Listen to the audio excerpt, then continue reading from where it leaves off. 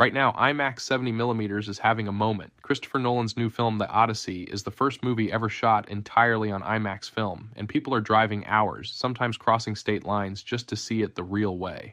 So, what actually is IMAX 70mm, and why does something that's been around since the 60s suddenly feel almost impossible to find? Let's start with where this whole thing came from.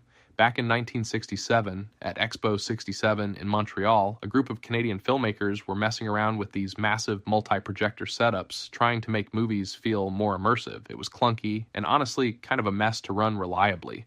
So a few of them, Graham Ferguson, Roman Kreuter, Robert Kerr, and William Shaw, decided there had to be a simpler way, one single projector, one giant piece of film. They built it, and they needed a name. They landed on IMAX, short for Image Maximum, which, once you understand the format, is a pretty perfect name. Here's the part most people don't know. A normal movie you watch in a regular theater is shot on 35mm film, and the film runs vertically through the camera and projector. IMAX flips that. The film runs horizontally instead, and it's 65mm wide when it's shot, printed onto a 70mm strip for projection. That sideways orientation lets each single frame be enormous, almost 9 times bigger than a standard 35mm frame, and about 3 times bigger than regular 70mm film. More film area means more light hitting more silver halide crystals, which means more detail captured. We're talking a resolution roughly equivalent to 18K digital. For comparison, most theaters you go to are projecting somewhere around 2K or 4K.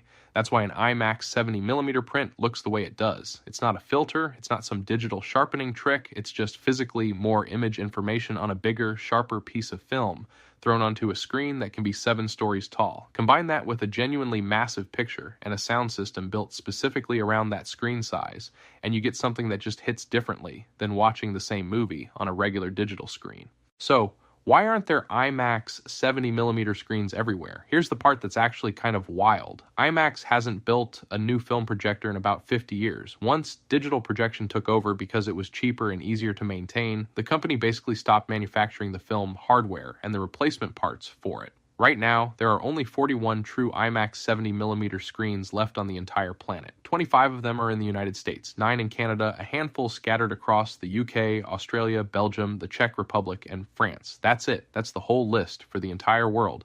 And getting even that many running for the Odyssey took an enormous amount of work. IMAX spent over a year tracking down old, sometimes broken and abandoned projectors, hunting down spare parts and refurbishing them just to get enough screens ready. These things aren't cheap either. Installing one runs about $50,000, and a refurbished projector unit alone can trade privately for $800,000 to over $1 million.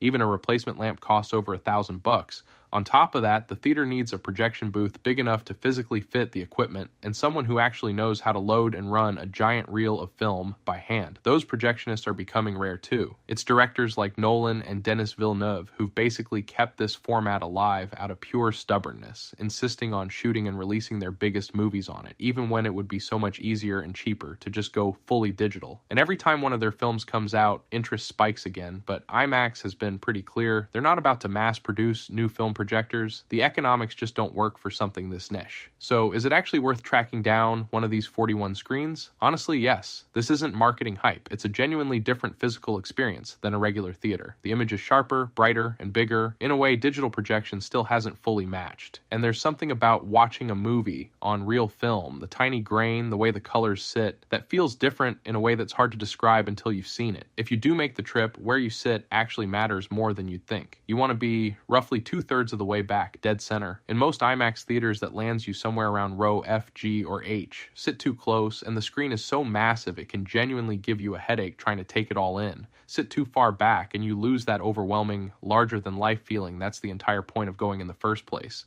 The general rule is your distance from the screen should be about 1.5 to 2 times the screen's height. Only 41 places on Earth can show a movie the way IMAX originally intended it to be shown. If one of them happens to be within driving distance the next time a film like this comes out, go. It's not just a bigger screen, it's basically the last living piece of a format that almost nobody makes anymore.